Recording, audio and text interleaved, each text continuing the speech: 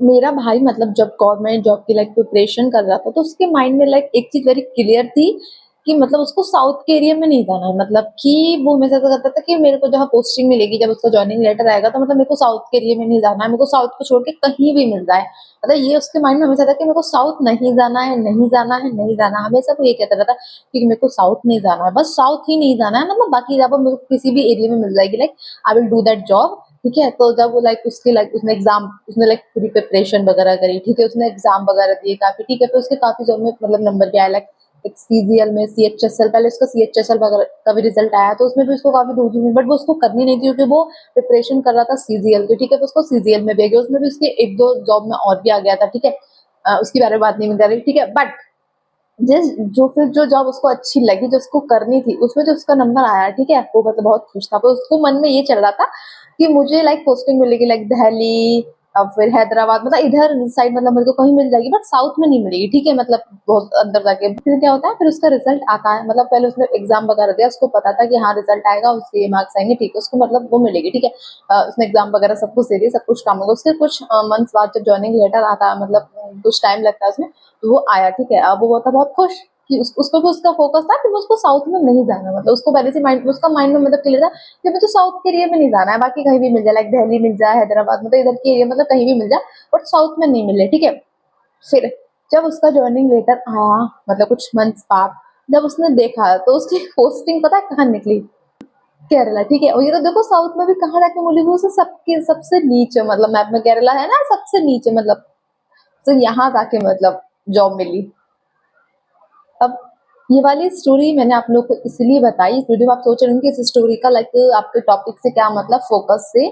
जैसे कि आपने टाइटल में लिखा है कि फोकस और माइंड मतलब कैसे वर्क करता है। मैं इस वाली स्टोरी इसलिए बताई क्योंकि उसका फोकस था, देखो उसको नहीं जाना था साउथ, ये उसको क्लियर था, बट उसका फोकस तो साउथ ही था ना। अगर वो अपने माइंड में कुछ भी नहीं सोचता कि जहाँ मिलेगी वहां मैं कर लूंगा, तो मे भी उसको साउथ में नहीं मिलती, बट उसका फोकस था साउथ में नहीं जाना है, बट मेनली फोकस तो साउथ ही था ना। अगर वो सोचता हाँ कि मेरे को दिल्ली नहीं जाना है, मे बी उसको दिल्ली मिल जाती। ठीक है, तो उसका फोकस दिल्ली होता, या फिर कुछ कहीं और होता, कोई भी स्टेट ले लो आप, बट उसका इनडायरेक्टली फोकस तो साउथ ही थी ना, तो इसलिए इसको साउथ ही मिली। तो हमारा फोकस जो होता है, हमारा माइंड, वो इसी तरीके से वर्क करता है। हम अगर सोचते हैं ना, ऐसा आप लोगों ने भी फील किया होगा, आपके साथ कोई ना कोई इंसिडेंट आई थिंक हुआ होगा, मेरे साथ भी हो, सब लोगों के साथ था। हम जिस चीज पे फोकस करते हैं, चाहे वो नेगेटिव वे में हो चाहे पॉजिटिव वे में, चाहे हमको वो चीज करनी हो या फिर नहीं करनी हो, डजेंट मैटर, बट हमारा फोकस, हमारा माइंड हम कहाँ शिफ्ट कर रहे हैं। अगर हम यहाँ पे शिफ्ट कर रहे हैं कि मुझे वो चीज नहीं करनी है, बट इनडायरेक्टली हमारा फोकस तो वही है, नहीं करनी या हाँ करनी, वो कुछ भी नहीं है, बट हमारा फोकस शिफ्ट कहाँ है। अब उसका फोकस तो यही था ना कि मुझे नहीं जाना, साउथ ही नहीं जाना है, तो साउथ ही मिला उसको। अगर उसके माइंड में नहीं होता कि हाँ मुझे कहीं जाना नहीं है, मतलब मुझे मतलब कहीं भी मिल जाए आई विल डू दैट, या फिर मुझे इस एरिया में नहीं मिल, इस एरिया में मिल जा ये, या फिर वो ये बोलता कि मुझे इस एरिया में मिल जा, बट उसका फोकस मेनली वही था, तो उसको बहुत चीज मिली। तो this is how our mind works, and this is real. आप इसको चाहे लॉ ऑफ माइंड बोल लें, लॉ ऑफ अट्रैक्शन बोल लें, मतलब कुछ भी बोल लें, बट दिस इज रियलिटी। और ये आप आप इस चीज में बिलीव करते हो नहीं करते हो, but this is actually what happens, but this ये है।